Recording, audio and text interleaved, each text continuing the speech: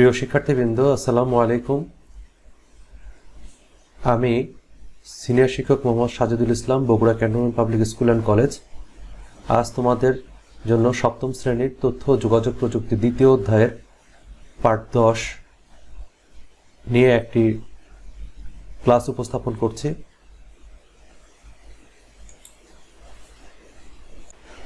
চিত্রটি দেখে চিন্তা করে বলো, এই চিত্রতে কি দেখা যাচ্ছে? হ্যাঁ, তোমরা সঠিক ধরেছ। এখানে মস্তিষ্কে একটা ছবি দেখানো হচ্ছে। মস্তিষ্কে আমরা কি ধারণ করি? মস্তিষ্কে আমরা স্মৃতি, তথ্য, কৌশল ইত্যাদি ধারণ করি।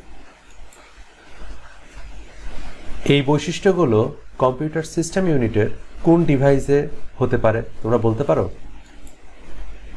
হ্যাঁ, সঠিক বলেছ, মেমোরি বা স্টোরেজ ডিভাইসে থাকতে পারে। আজকের পার্ট আমাদের মেমোরি ও স্টোরেজ ডিভাইস।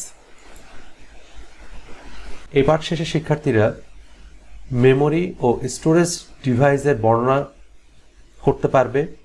2 নম্বর মেমোরির শ্রেণীবিভাগ করতে পারবে। 3 নম্বর র্যাম ও রমের পার্থক্য নির্ণয় করতে পারবে। ছবিগুলোতে কি দেখা যাচ্ছে?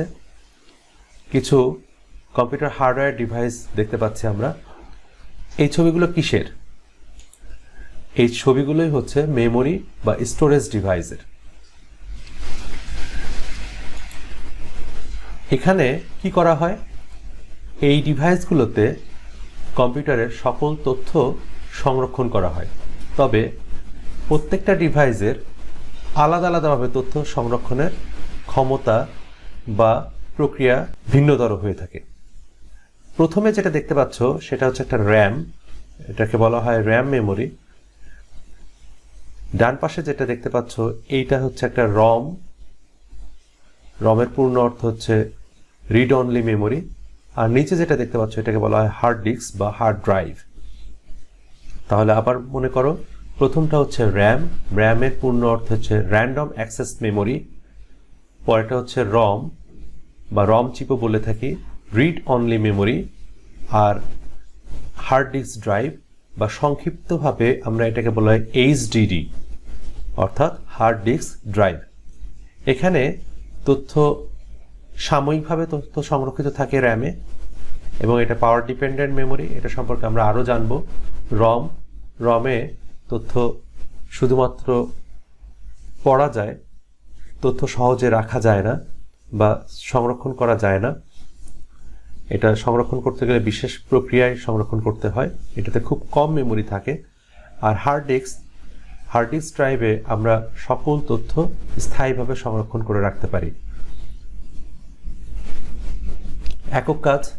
তাহলে তোমরা এই হার্ডওয়্যার ডিভাইসগুলোকে অবশ্যই এখন চিহ্নিত করতে পারবে কোনটাকে কি বলা হয়।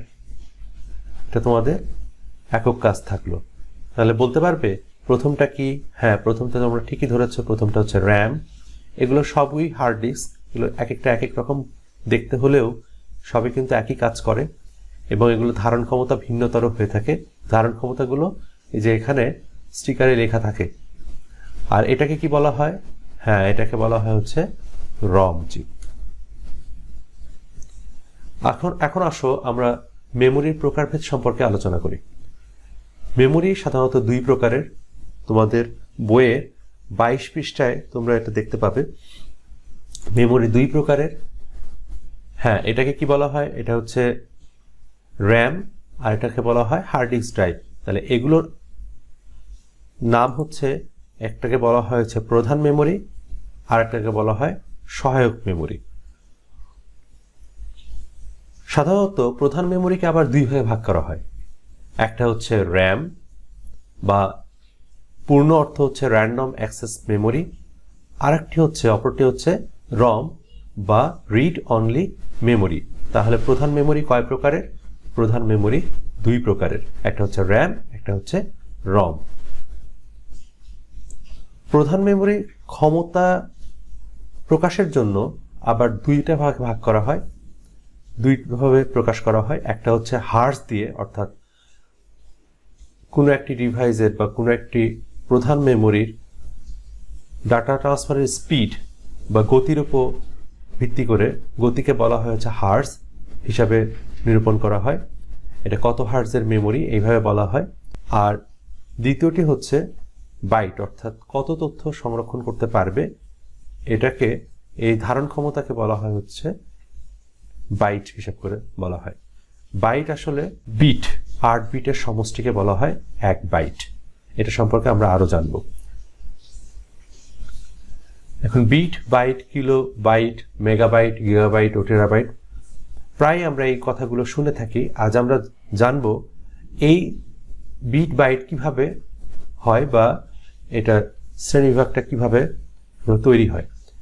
আমরা আগেই বলেছি 8 বিট সমান সমান 1 বাইট। বিট হচ্ছে আসলে 0 এবং 1। কম্পিউটারে আমরা জানি সকল তথ্যই 0 1 দিয়ে প্রকাশ করা হয়, তাই 0 1 এবং এগুলো নিয়ে 8টা বিট যখন হবে তখন ওটাকে বলা হবে 1 বাইট। এইরকম 1024টা বাইট মিলে হয় হচ্ছে 1 কিলোবাইট। 1024 গুণন 1024 গুণ করলে যেটা পাওয়া যাবে সেটাকে বলা হবে 1 মেগাবাইট। 1024 গুণন 1024 গুণন 1024 বাইটে হয় হচ্ছে 1 গিগাবাইট। 1024 গুণন 1024 গুণন 1024 গুণন 1024 বাইটে হয় হচ্ছে 1 টেরাবাইট। 1 বাইট সমান 8 বিট এবং 1024 বাইট যেহেতু 1000 এর কাছাকাছি, সেজন্য একে 1 কিলোবাইট বলা হয়। এই হিসাবটা তোমাদের মনে রাখতে হবে। পরীক্ষায় গাণিতিক সমস্যা থাকলে সে সমস্যার সমাধান তোমরা এই হিসাব অনুযায়ী করবে। এইটা ছবিটা দেখেই নিশ্চয়ই বুঝতে পারছো, আগের যে র্যাম দেখেছো তোমরা সেই র্যামের মতোই দেখতে। এটা ভার্সনগত বিভেদের কারণে এটা ছোট বড় হতে পারে। এটাকে বলা হয় র্যাম বা র্যান্ডম অ্যাক্সেস মেমোরি। এটা হচ্ছে একটি পাওয়ার ডিপেন্ডেন্ট মেমোরি, অর্থাৎ যতক্ষণ পর্যন্ত তোমাদের বিদ্যুৎ থাকবে ততক্ষণ পর্যন্তই এই মেমোরিতে তথ্য সংরক্ষণ করে রাখা যাবে। বিদ্যুৎ না থাকলে এই তথ্য সংরক্ষণ করা সম্ভব হবে না, তাই এটাকে বলা হয় একটা পাওয়ার ডিপেন্ডেন্ট মেমোরি। কম্পিউটার যদি কোনো কারণে কাজ করতে করতে তোমার বিদ্যুৎ চলে যায় তখনও কিন্তু সেই তথ্যগুলো মুছে যাবে চিরতরে, তুমি কিন্তু সেই তথ্য আর খুঁজে পাবে না। দ্বিতীয়ত আমরা আসছি, এখানে দেখতে পাচ্ছ এগুলো আসলে রম চিপের উদাহরণ। রমের পূর্ণ অর্থ হচ্ছে রিড অনলি মেমোরি। এই মেমোরিতে তথ্য সাধারণত কোম্পানি কর্তৃক প্রদান করা হয়ে থাকে। এর মেমোরি খুবই সীমিত এবং এটি ছাড়া কম্পিউটার চালুই হতে পারে না। দুটো মেমোরি ছাড়া কম্পিউটার চালু হতে পারে না। একটি হচ্ছে র্যাম, একটি হচ্ছে রম। এই র্যাম এবং রমকে এই জন্যই বলা হয় প্রধান মেমোরি বা প্রাইমারি মেমোরি। র্যাম এবং রমের মধ্যে পার্থক্য লিখে ফেলবে তোমরা। এখন আসো মূল্যায়নে। প্রথমেই আমরা দেখতে পাচ্ছি একটি প্রশ্ন, মেমোরি কত প্রকার? আমরা জানি মেমোরি 2 প্রকার। হ্যাঁ, উত্তর তোমার সঠিক হয়েছে। 1024 বাইট সমান সমান কত কিলোবাইট? 1024 সমান সমান 1 কিলোবাইট। হ্যাঁ, তোমার উত্তরটি সঠিক হয়েছে। 3 নাম্বার হচ্ছে র্যামের পূর্ণরূপ কি? আমরা জানি র্যান্ডম অ্যাক্সেস মেমোরি। বানানের দিকে খেয়াল রাখতে হবে। অ্যাক্সেস বানানটা দেখো, প্রথমে ডবল এসটা কিন্তু নেই, তাই এটা সঠিক হতে পারবে না। রিড অ্যাক্সেস মেমোরি এটাও হবে না, র্যান্ডম অ্যাক্সেস মেমোরি হবে। তাহলে র্যান্ডম অ্যাক্সেস মেমোরি, তোমার উত্তরটা সঠিক হয়েছে। এখন র্যামের সমস্ত মেমোরি মুছে যায় কখন? র্যামের সমস্ত মেমোরি মুছে যায়, এখানে 3টি অপশন রয়েছে। বিদ্যুৎ না থাকলে, 2 নাম্বার হচ্ছে বিদ্যুৎ বন্ধ করে দিলে, 3 নাম্বার হচ্ছে কম্পিউটার বন্ধ করে দিলে। দেখো, তিনোটার ক্ষেত্রেই কিন্তু কম্পিউটারের বিদ্যুৎ সরবরাহ বন্ধ থাকছে, তাই তিনোটাই সঠিক হবে। আমরা জানি র্যামে যতক্ষণ পর্যন্ত বিদ্যুৎ থাকে ততক্ষণ পর্যন্তই কিন্তু তথ্য সংরক্ষণ করে রাখতে পারে, তাই ঘ নাম্বারটা হবে আমার সঠিক উত্তর। নতুন যে সমস্ত শব্দগুলো আমরা এই পার্ট থেকে জানলাম সেটা হচ্ছে মাইক্রোপ্রসেসর। মাইক্রোপ্রসেসর কি? মাইক্রোপ্রসেসর হচ্ছে কম্পিউটারের প্রতিটি অংশ খুবই গুরুত্বপূর্ণ, কিন্তু এরপরেও যে অংশটি সবচেয়ে বেশি গুরুত্বপূর্ণ সেটা হচ্ছে প্রসেসর। প্রসেসরের সাথে আমাদের মানুষের তুলনা যদি করি তাহলে মানুষের মস্তিষ্কের সাথে কম্পিউটারের প্রসেসর তুলনা করা যেতে পারে, কারণ মানুষের মস্তিষ্ক যেরকম সকল কাজ প্রক্রিয়াকরণ করে থাকে এবং সকল অঙ্গ প্রত্যঙ্গকে কাজের উপযোগী নির্দেশনা প্রদান করে থাকে, কম্পিউটার সিস্টেম ইউনিটের ক্ষেত্রেও ঠিক তাই। প্রসেসর সকল নির্দেশনা প্রদান করে থাকে এবং সকল কাজের প্রক্রিয়াকরণের কাজ সম্পন্ন করে থাকে। প্রসেসর দিয়ে কম্পিউটারের প্রক্রিয়াকরণের সকল কাজ করে থাকে, তাই এটাকে মাইক্রোপ্রসেসরের আরেক নাম হচ্ছে সিপিইউ বা সেন্ট্রাল প্রসেসিং ইউনিট। আমরা প্রায়শই ভুল করে থাকি, কম্পিউটারের যে সিস্টেম ইউনিটটা রয়েছে বাক্সর মতো দেখতে, সেটাকে আমরা সিপিইউ বলি। আসলে এটিকে সিপিইউ বলা ঠিক হবে না, এটাকে বলা হবে হচ্ছে সিস্টেম ইউনিট। বিষয়টি সবসময় মনে রাখবে। এরপরে আসা হচ্ছে বাইট। বাইট আমরা জেনেছি যে 8টা বাইনারি ডিজিটের সমষ্টি হচ্ছে বাইট। বাইট হচ্ছে 8টি বাইনারি ডিজিটের একটি গ্রুপ, যা একটি একক হিসাবে ব্যবহার করা হয়। যেমন 8 বিট সমান সমান 1 বাইট।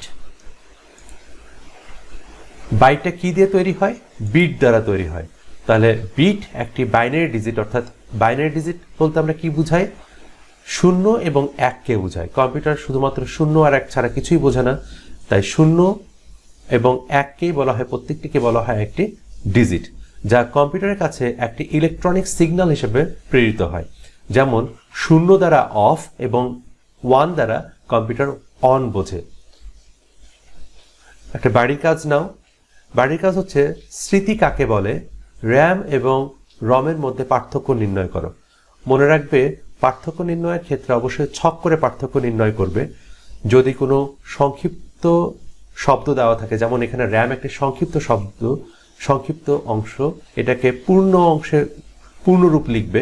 রমের ক্ষেত্রেও তাই পূর্ণরূপ লিখবে এবং এগুলো ইংরেজিতে বানান করে লিখবে। অবশ্যই বানান ভুল করা চলবে না। এইভাবে 4 থেকে 5টি পার্থক্য তোমরা লিখবে। আজ এতদূর পর্যন্তই। সকলে সুস্থ থাকবে, ভালো থাকবে, এই শুভকামনায় আজকের ক্লাস এখানে শেষ করছি।